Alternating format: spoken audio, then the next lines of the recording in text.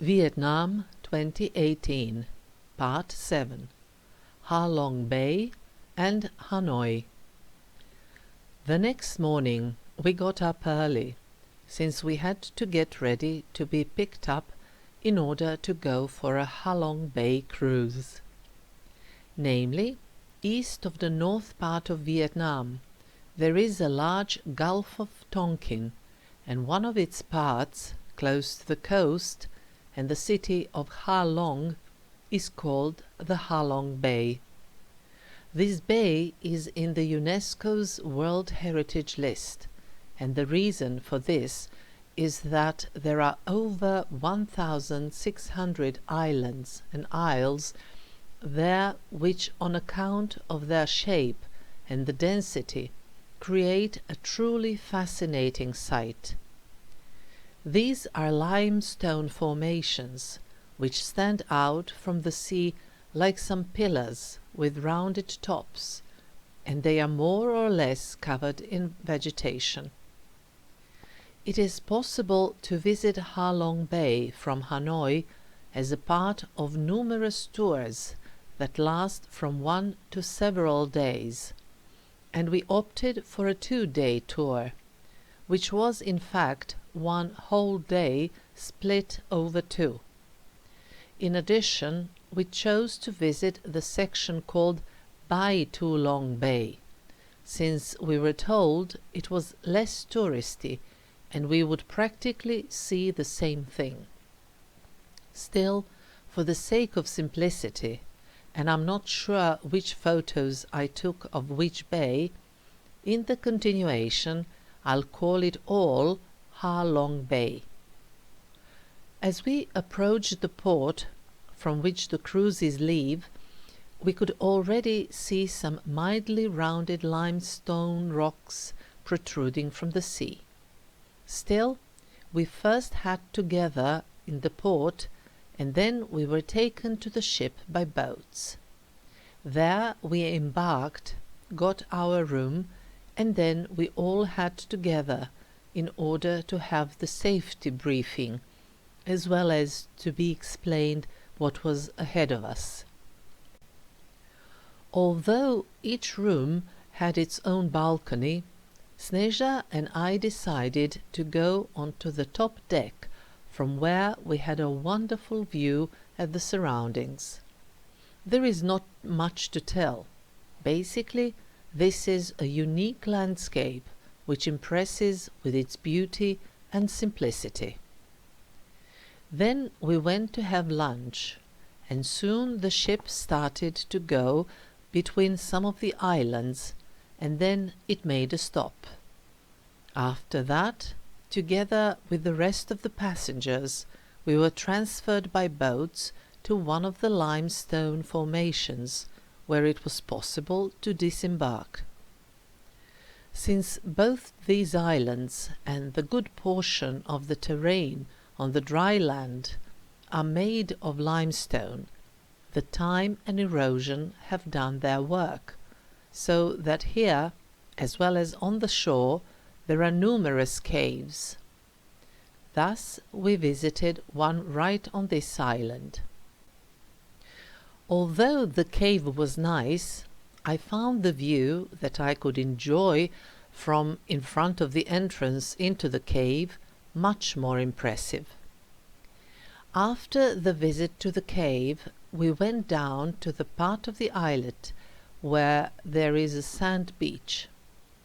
When the weather is nicer, that is, when it is warm, one may have a swim there, but I contented myself by taking my shoes off at once and joyfully walking through the shallows. The water was pleasantly fresh, but not too attractive for having a desire to swim. We had some time free while at the beach, and then we all went back to the ship and continued with our sailing. The sun was getting close to the horizon, and we soon had another stop, but for those who wanted to try kayaking. We certainly did not want to miss out on that. First we got the basic instructions and life jackets, and once we got into the kayaks, we also got the paddles. By drawing the paddles haphazardly through the water drops kept sliding down the paddle into our laps. But that had no effect on our good mood whatsoever. To start with, we were very satisfied with our fake branded jackets that we had bought for next to nothing, and as it turned out, they protected us quite fine both when it was windy on the top deck of the ship and now when the water was splashing us. Almost the entire time we laughed and teased each other, and while we were watching the sun setting, which was a rare phenomenon during this journey, and I'm talking of the fact that we hardly saw the sun at all, and paddling towards the ship, it occurred to us to start singing a locally well-known Serbian 1955 duet, Čamcem plovim sam po Tisi. You are no longer by my side, I'm sailing alone along the Tisa River, and I still love you. Have a listen at that and go to my blog. When you are paddling, this is a song to sing. In other words, we had a lot of fun, and that dusk the Halong Bay resonated with our laughter and singing. Having returned to the ship, and after we had changed into dry clothes, we went to the top deck, where soon other passengers also gathered. Namely, it was there that we had the demonstration of how to prepare proper Vietnamese fried spring rolls. Before the preparation of this delicious dish started, I took a few more photos of our surroundings in order to take advantage of the last traces of sunlight. As for the spring rolls, we even got a printed recipe. Although I keenly followed what the girl in charge of the demonstration was doing, hoping to learn some tricks of the trade, I was not actually interested in making them there, since I had already prepared them back at home. But, regardless of who was preparing them, the crew or the passengers, we could still all try them in the end, and they were great. This also served as a fine starter for our dinner. During the dinner, as well as during most of the time we spent on this cruise, we hanged out with Silvina, a nice and lively Argentinian, and Mauro, an Italian who speaks perfect English, and we had a lot of fun. And after the dinner we had a party. As it turned out, almost all of the crew of the ship were multi-practic. They all did different jobs. Jackie, who was the main manager, was also in charge of collecting tourists on the shore and the presentation of the cruise and safety measures. He led the kayak expedition. He danced together with other employees at the beginning of the party, and he also gave it a go with singing. Sunny was a girl who helped Jackie bring the passengers together on the shore. She guided the group when we visited the islet, cave and beach. She was in charge of the demonstration of making the spring rolls. She also danced with the other crew members at the beginning of the party, and then it turned out she had a great voice, for she sang 2 songs for us, one in English, one in Vietnamese. I found it interesting that although sometimes I could not understand what Sunny was saying when she sang in English, the lyrics were perfectly comprehensible and well pronounced. At the end of the evening, we, the passengers, also danced to the tune of a couple of old disco songs, and that was the end of an interesting day. Or was it? I actually went with a couple of more passengers to try to catch a squid or two. They gave us rods with special hooks and told us to churn it in the water, but nobody caught anything that night. Never mind, at least we tried. The following morning we got up early, for already at 6:30 a.m. there was a Tai Chi session, organized on the top deck while the ship was moving slowly. I tried to follow the instructions, but as it was far too early in the morning and the ship was swaying gently, all my efforts aimed at maintaining delicate balance basically led me to feel dizzy, so I soon gave up. But I still managed to take a photo of those who were stoically waiting for the next move of the instructor. After the morning exercises and breakfast, the time came for us to go sightseeing again. This time they took us to some floating houses where we moved into local boats in which we made a circle around, and in between some islands passing by other similar floating houses used by local fishermen. After this pleasant ride, we went back to the ship, for we still had to pack and leave the rooms. But we also had enough time to admire some more the spectacular landscapes of the Halong Bay. Having returned to Hanoi, we walked around the center of the city for a while and went to a restaurant in which the tables were arranged out in the open around the pavement on both sides of the street. Except for the two of us who were foreigners, all other guests were Vietnamese. This almost always suggests good local food, and so it was the case this time as well. The only problem, if I can say, at the restaurant was that we were sitting on small plastic stools, which back at home would be used in kindergartens. But that was part of the adventure, and we essentially did not mind it at all. We ended the evening by going to a Western-style cafe, but we didn't mind that either, for it had an open terrace on the top of a building from where we had a great view of Hoang Kiem Lake. Finally, the following day was calm, that is, without leaving Hanoi, but we had planned to spend the entire day sightseeing around the city.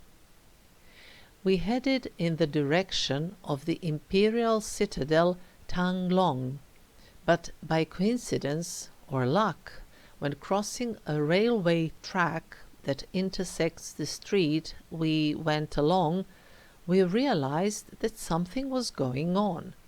So we stopped in order to see what it was. Soon we got it.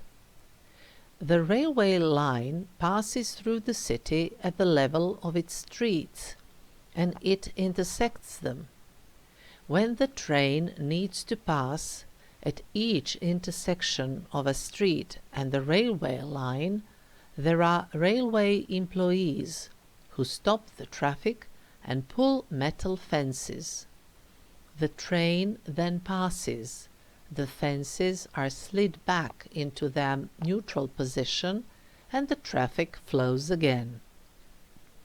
In addition to all of this, I also found it interesting that the train passes in between residential buildings, and it seems that the distance between the wagons and the surrounding windows and balconies is barely half a meter. You can have a look at that in my blog just go there. In addition to the two of us and a couple of other tourists, from the top of a nearby house, the situation was also closely observed by a dog. After watching the train, we continued in the direction of the Imperial Citadel, but as we were walking parallel to the Lenin Park, we heard some music coming from that side. Then we saw a few couples dancing on the park's plateau to the music that played from some loudspeakers brought there for the occasion. I had already read that it is often possible to see residents of Hanoi practicing Tai Chi in parks early in the morning, but it was obvious that morning enjoyment in parks could take other forms as well. We crossed the busy street in order to see better what was going on there, but just as we were approaching, the couples were slowly ending their dancing, and it seemed the dancing was over. Still, one very nice lady, who seemed to be the organizer or an instructor, asked me if I would like to dance, which I accepted at once. I only quickly took off my backpack and the outside jacket, telling Sneža to film. Afterwards, I joked, saying that I would have been much better if I had had the proper dancing shoes, but of course that did not matter at all. It was important that I enjoyed in it, and my partner was fabulous. Thus, our walk to the Imperial Palace unexpectedly turned into some kind of adventure, full of surprises and unplanned breaks. We also noticed and stopped at a very special shop. Namely, a few months before my arrival in Vietnam, I had heard that it was possible to buy here objects made of some special wood that has scent, and it was particularly interesting to buy handheld fans made of that wood, which then emit nice and mild scent as you cool yourself. In the first days after our arrival in the country, we did ask around, but nobody really knew what it was actually about. And then, by accident, we noticed this shop and saw the sign above it, realizing this was precisely what we had in mind. All of this concerns the agar wood, which under normal circumstances has no scent at all, but when infested by some mold, it starts to produce some resin, which gives it that specific and very valued scent. Over time, these trees have become quite rare, and their price is incredibly high. Thus, we finally managed to find a handheld fan made of agar wood in this shop, but its price was $1,000. So we decided to cool ourselves with scentless fans, or simply to apply our favorite perfume to our fans and then start waving them, thus getting both the cooling and the scent for almost no money at all.